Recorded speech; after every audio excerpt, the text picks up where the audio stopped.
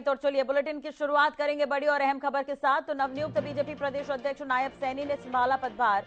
रोहतक में सीएम की मौजूदगी में उन्होंने पद ग्रहण किया है। ओपी धनखड़ ने नए प्रदेश अध्यक्ष सैनी को चार्ज सौंपा है। पदभार संभालने के बाद नायब सैनी की पहली प्रतिक्रिया भी सामने आई। उन्होंने अपना संबोधन दिया।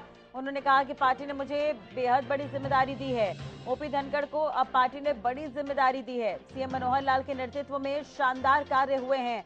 उन्होंने ये भी कहा कि 19 सालों से हरियाणा विकास के पथ पर अग्रसर है। 9 साल में सरकार ने बेहतरीन काम किए हैं। प्रदेश की सभी 10 लोकसभा सीटें हम जीतेंगे, नायब सैनी ने कहा। उन्होंने ये भी कहा कि विपक्ष झूठ की राजनीति करती है।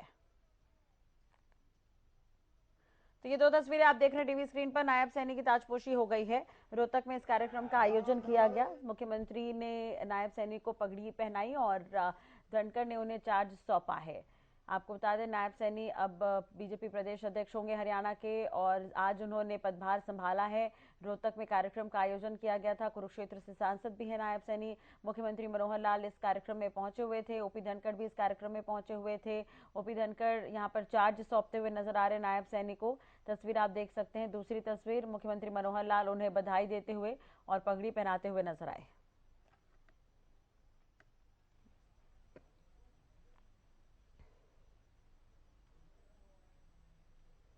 चलो इसी खबर पर ज्यादा जानकारी और अपडेट के लिए बात करेंगे। हरियाणा न्यूज के विशेष संवाददाता गुलशन ग्रोवर हमारे साथ जुड़ गए हैं। गुलशन, कार्यक्रम का आयोजन किया गया था, कई महत्वपूर्ण बातें नायब सैनी ने भी कही है, मुख्यमंत्री मनोहर लाल ने भी कही है। क्या कुछ उन्होंने कहा और क्या कार्यक्रम खत्म हो गया है? अब आगे क्या कुछ कार्यक्रम होने हैं सीएम के?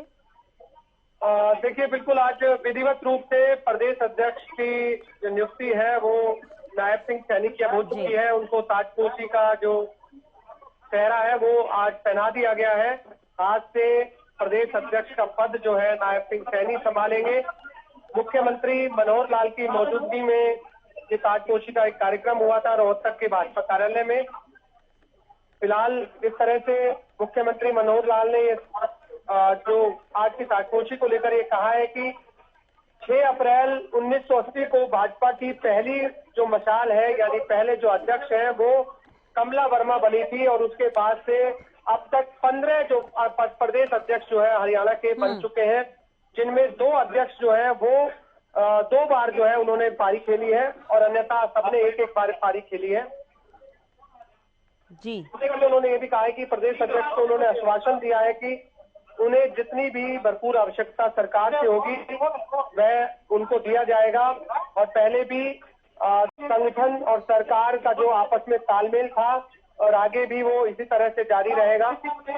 हालांकि उन्होंने ये भी कहा कि भाजपा ने जो अपने स्तर पर जो पार्टी का विस्तार हरियाणा में किया है उसकी अहम भूमिका है, क्योंकि धीरे धीरे पार्टी ने हरियाणा में अपने दम पर सरकार बनाई है। पहले हरियाणा में भाजपा केवल 18 विधानसभा और 2 लोकसभा सीटों पर ही चुनाव लड़ती थी, लेकिन पहले भाजपा को यह अवसर नहीं मिलता था और अब पार्टी का विस्तार जब धीरे धीरे हुआ तो अब पार्टी ने हरियाणा में अपने दम पर सरकार बनाई। उन्होंने ओम प्रकाश धनखड़ को लेकर के भी मुख्यमंत्री ने कहा है कि ओम प्रकाश धनखड़ का जमीनी स्तर पर जो संगठन को मजबूत करना जो है वो अतुल्य रहा है। उन्होंने जमीनी स्तर पर जो है पार्टी को मजबूत किया है, चाहे पन्ना प्रमुख की बात हो, चाहे बूथ स्तर की बात हो, चाहे त्रिदेव की बात हो। उन्होंने राष्ट्रीय स्तर पर अगर कहें तो उन्होंने जमीनी स्तर पर जो है ये मजबूत करने का काम किया। अब उन्होंने ये भी कहा कि राष्ट्रीय सचिव का उनके पास पद है और राष्ट्रीय सचिव रहते हुए भी वो अब प्रदेश अध्यक्ष नायब सिंह सैनी का सहयोग करेंगे। इस तरह की बात आज मुख्यमंत्री मनोहर लाल जी। बहुत बहुत शुक्रिया गुलशन तमाम जानकारी और बातचीत के लिए। नजर बनाए रखेगा, अपडेट आपसे लेते रहेंगे।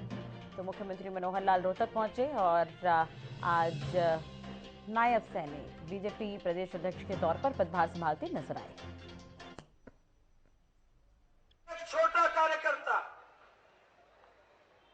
जिसकी कल्पना से भी परे की बात, कोई कल्पना नहीं थी कि मैं पार्टी का मुझे पार्टी टिकट देगी और मैं विधायक बन जाऊंगा। मैंने नहीं सोचा था। मेरे परिवार से कोई राजनीति नहीं करता, आज तक परिवार से किसी ने चुनाव तक नहीं लड़ा और इस कार्यालय में यहीं पर कंप्यूटर के ऊपर बैठ करके कैसे कमांड देनी है, ये सिखाने का काम मनोहर लाल जी और धनखड़ जी ने किया है कि कंप्यूटर को कैसे कमांड देनी है। इनके कारण ही ये भारतीय जनता पार्टी के अंदर है। जब यहां से काम कर रहा था, काम करते करते पार्टी के अंदर मुझे एक छोटे पद के ऊपर भेजा। मैं युवा मोर्चा का महामंत्री लगा